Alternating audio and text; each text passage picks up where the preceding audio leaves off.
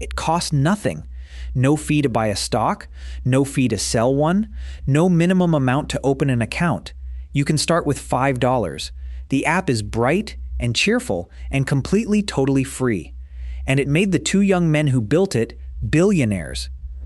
So sit with that for a second, because it's one of the strangest riddles in modern money. How do you get filthy rich? By giving something away for free. Not cheap, not discounted, free. Nobody pays you anything, and somehow, at the end of it, you're worth billions.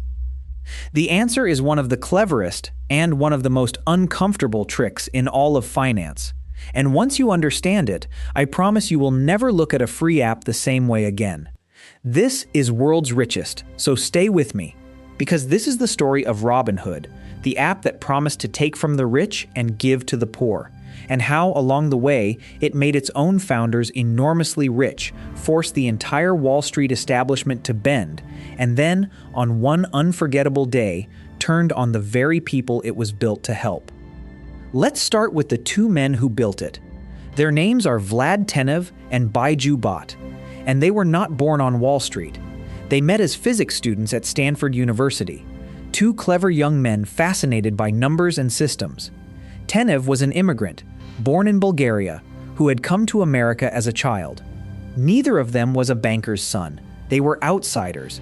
And after university, they did something that turns out to matter enormously for this story. They went to New York, and they started building software for the big Wall Street firms. Very fast, very clever trading software for the giants and the professionals. Their whole job was to help the biggest players in the market trade at lightning speed for almost no cost. So they had a front row seat to how the machine really worked. And from the inside, working for those giants, they saw something that struck them as deeply, fundamentally unfair. Here it was, when a giant Wall Street firm bought or sold a stock, it paid almost nothing to do it, a tiny sliver of a penny. But when you, an ordinary person sitting at home, wanted to buy a single share of a company, your broker charged you a fee, $5, $7, $10. Every single time you bought, every single time you sold. Think about what that does. If you only have a little money to invest, say $100, and it costs you $10 just to buy and another $10 to sell, you've lost a fifth of your money before the stock has moved at all. The system was built so that the big players traded almost for free, and the small players paid a toll at every step. The rich got a highway, everyone else got a toll booth. And Tenev and Bhatt looked at that and thought, what if we flipped it? What if we made trading free, truly free, for everyone?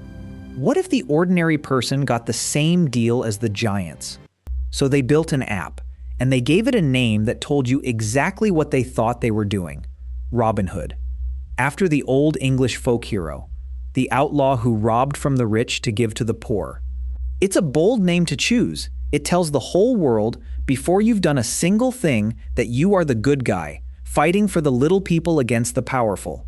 And their slogan, the phrase they put on everything, was democratize finance for all, finance for everyone. Not just the wealthy, not just the insiders, everyone. And I want you to hold on to that name and that slogan, because they are marketing, first and foremost, a promise the company made about itself. And we are going to test both of them hard before this story is done. In 2015, the Robinhood app launched. Zero commission, no account minimums, buy and sell stocks on your phone for free in a few taps. And it was a genuine earthquake. Millions of young people started investing for the very first time.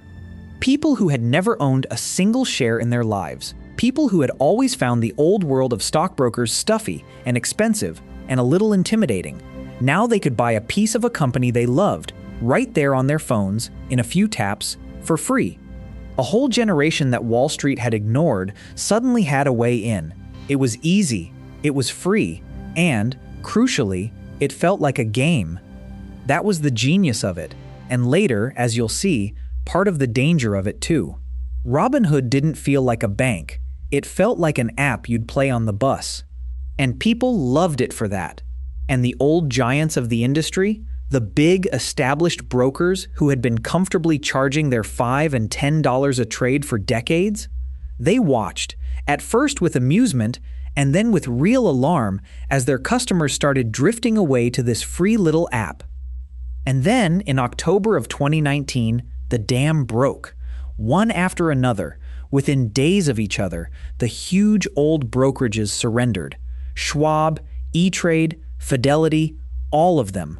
They cut their trading fees to zero to match Robinhood. Stop and appreciate what had just happened there.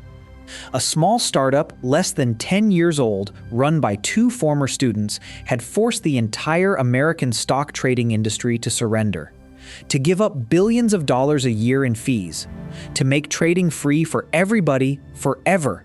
It is genuinely hard to overstate how big that is.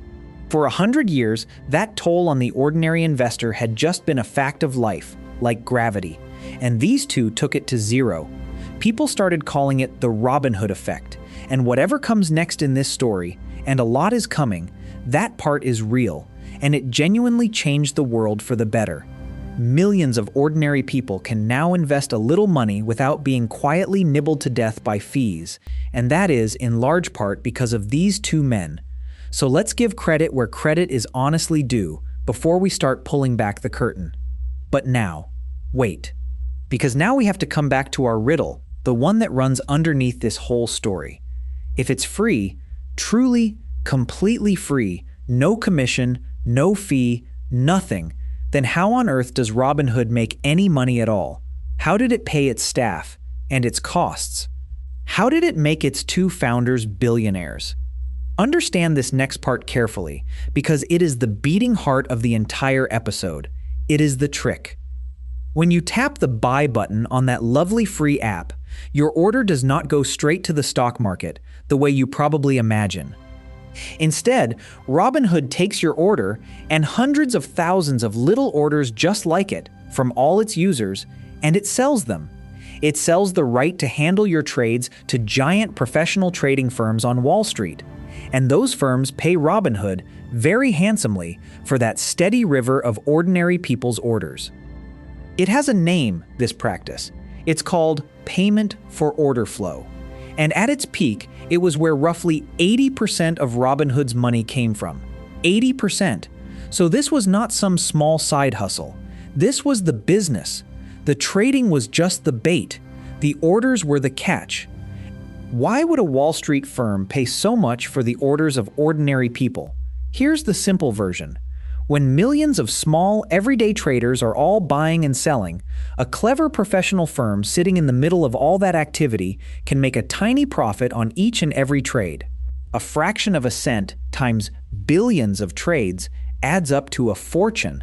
So the more orders Robinhood could funnel their way, the more those firms would pay. Robinhood's real product was never the app. It was the steady, endless river of its users' trades. And there is an old saying about the free internet, and it has never been truer than it is here. If you are not paying for the product, then you are the product. That is the whole answer to our riddle. Your trade is free because you are not the customer. You are the merchandise. The real customers are the Wall Street firms, and what they are buying is you, your orders. You're buying and selling, sold on by the app you trusted. And who was the single biggest buyer of all those orders? A Wall Street giant called Citadel Securities, reportedly paying Robinhood something like $1 billion a year for the flow. Remember that name, Citadel, because it is going to come back in the darkest part of this story. Now, is any of this illegal? No. Lots of brokers sell order flow. It's allowed. But here is where Robinhood tripped. In 2020, America's top financial regulator, the SEC, came down on the company. It found that for years, Robinhood had misled its own customers about all of this, that it hadn't been straight about how it truly made its money, and that, because of the deals it was cutting behind the scenes, some customers were quietly getting worse prices on their trades than they should have. Robinhood settled the case and paid a penalty of $65 million. It didn't admit wrongdoing, and it didn't deny it. It just paid and moved on. But sit with the irony of it for a moment. The company that named itself after Robinhood, the great champion of the poor, had just been fined by the government for hiding the truth about where its money really came from. The friend of the little guy penalized for quietly shortchanging the little guy. It would not be the last time that gap opened up. The gap between the beautiful story Robinhood told about itself and the more complicated truth of how it actually worked. Still, make no mistake, the machine worked beautifully. Millions of users, all that order flow, all that money flowing in from Wall Street. Investors poured in, betting this company was the future. And in July of 2021, it all paid off. Robinhood sold shares to the public for the first time. And on that day, the company was valued at around $32 billion. And Vlad Tenev and Baiju Bhatt, the two physics students, the outsiders, were suddenly worth, on paper, over $2 billion each. Just think about that journey for a moment. A little over a decade earlier, they had been students. Then they were hired hands, writing code for the giants of Wall Street, watching from the sidelines. And now they had built one of the most talked about companies in the country and joined the ranks of the billionaires themselves. There's your answer. There's the riddle solved. They had given stock trading away to the whole world for absolutely free, and it had made them billionaires. Because free was never really free at all. Someone was always paying. It just wasn't showing up on your screen. But I have to be honest with you about that word, billionaire, because this is where a lot of these stories quietly lie to you, and I don't want to. That wealth was on paper, and it did not sit still. It went on a wild roller coaster. Within just 6 months, by early 2022, Robinhood's stock had crashed so hard that neither man was a billionaire anymore. The shares that had soared at the start fell, and kept falling, all the way down to a few dollars each. Those enormous paper fortunes had, on paper, largely melted away. On one single day at the bottom, the stock was worth a small fraction of what it had been at the start. If you had judged these two men by that day, you would not have called them rich at all. And then, slowly, the business came roaring back. Robinhood found new ways to make money. It kept adding customers. Its stock climbed and climbed. And by 2025, by some estimates, the two founders were worth billions once again. In fact, more than they had ever been worth before. Up and down and back up. So whenever you hear that someone is a billionaire, remember this story and add two quiet words: on paper and only on a given day. For these two, the number was a roller coaster, not a fact carved in stone. Now, we have to talk about the day.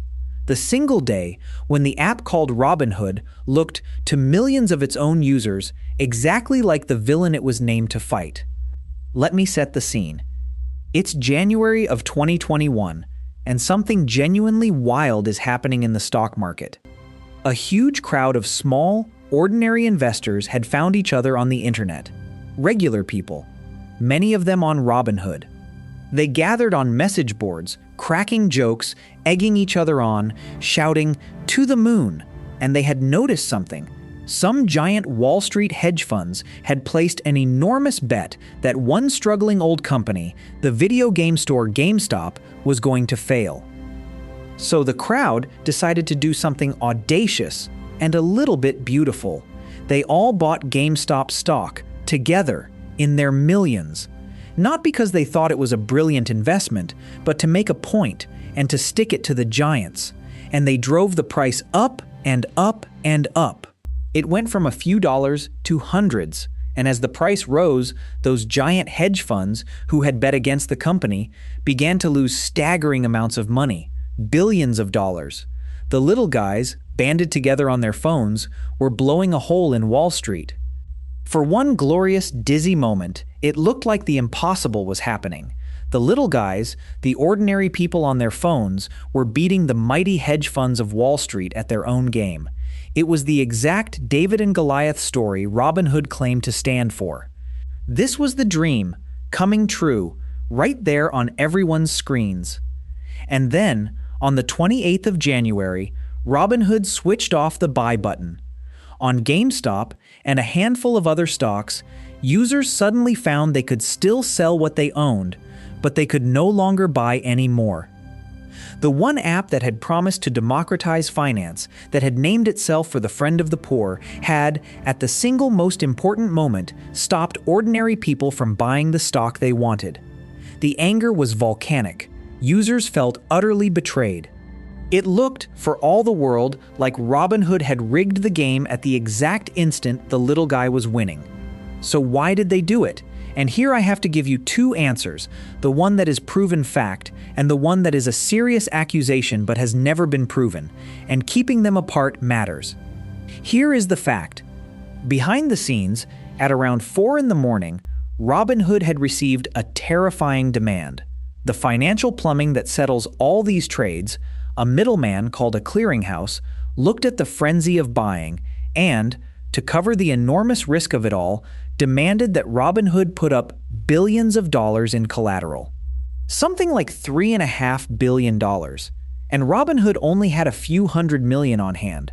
In plain words, Robinhood was, that very morning, only hours away from collapsing entirely. It had to scramble, overnight, to raise billions of dollars in emergency cash just to keep the lights on. It reportedly came within a whisker of failing to meet its obligations altogether, and to stop the risk from ballooning any further while it fought to stay alive, it slammed the brakes on the buying. So the customers who screamed that Robinhood had betrayed them were not entirely wrong about the effect. They really were stopped from buying. But the cause, at least the proven one, was not villainy, it was fragility. The company had grown so fast and kept so little money in reserve that a storm it had helped whip up very nearly swept it away. That is the established and very serious fact.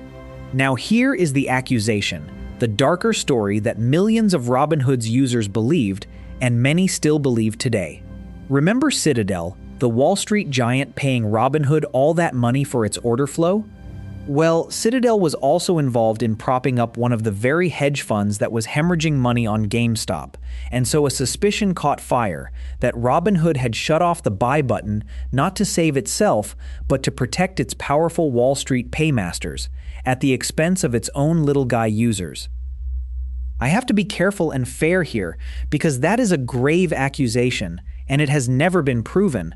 Dozens of lawsuits were filed making exactly this claim, and the courts examined them and threw them out, and a higher appeals court agreed as recently as 2024.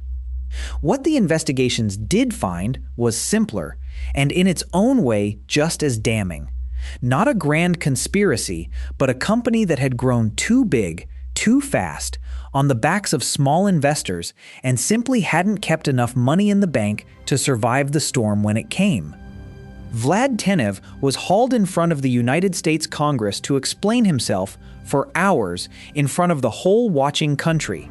And the app that had promised to be Robinhood, the hero of the poor, had, on the biggest day of its life, looked to millions of its own users exactly like the Sheriff of Nottingham. And there is one more shadow over this story. I'll touch it gently, because it is real, and it is sad. Robinhood was designed to feel like a game. Bright colors, digital confetti bursting across your screen every time you made a trade. Simple, fun, addictive, for something that was, underneath the fun, real money and real risk. Serious things dressed up as play. And in 2020, a young man, just 20 years old, new to all of it, looked at his Robinhood account and badly misunderstood what he was seeing. A frightening number that made him believe he owed an enormous sum he did not actually owe. He tried to reach someone at the company to explain, and couldn't get an answer. And in his fear and confusion, that young man lost his life, in a tragedy that shook everyone who heard about it. His family said the app had made something dangerous feel like a toy. Robinhood settled with them and changed the way the app showed those numbers, and improved how users could get help. But a life was gone, and it left a hard question hanging over the whole bright, breezy, free and fun promise. When you make gambling with real money feel like a harmless game, who is it that ends up paying the real price? So, what do we finally make of Robinhood? Here is the honest answer, and it refuses to be simple, because the truth usually does. Robinhood genuinely changed the world, for the better. It took a stuffy, expensive, gate-kept corner of life, investing, and it threw the doors open for millions of ordinary people. It forced the entire mighty industry to make trading free. That is a real and lasting gift, and no controversy erases it. And, at the very same time, it did all of that by quietly selling its users' orders to Wall Street, by dressing up real financial risk as a colorful game, and, on its darkest day, by shutting the little guy out just as he was finally winning. Both of those things are true at the very same time, and I think that is the real lesson hiding inside this whole story. We badly want our companies and our heroes to be simple, all good or all bad. Robinhood refuses to be either. It is not a simple hero. And it is not a simple villain. It is something more honest and more human than either one. A company that genuinely set out to do some good in the world, that made an enormous fortune doing it, and that could never quite escape the uncomfortable truth buried underneath the word free. And maybe that's the most useful thing you can carry away from it. Be a little suspicious of anything that arrives wrapped in a perfect story. The world is rarely that clean. There is almost always a catch, quietly doing its work, just out of sight.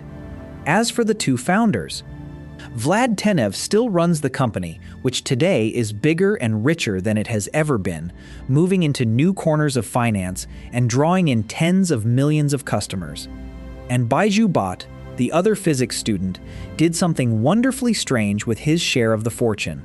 He stepped back from the day-to-day running of Robinhood, and he started a brand new company, aiming at something almost unbelievable.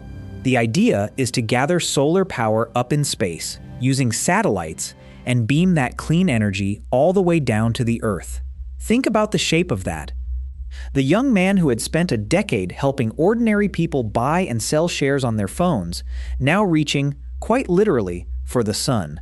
Whatever you make of Robinhood, you have to admit, these two were never short on ambition. So here is where we leave it.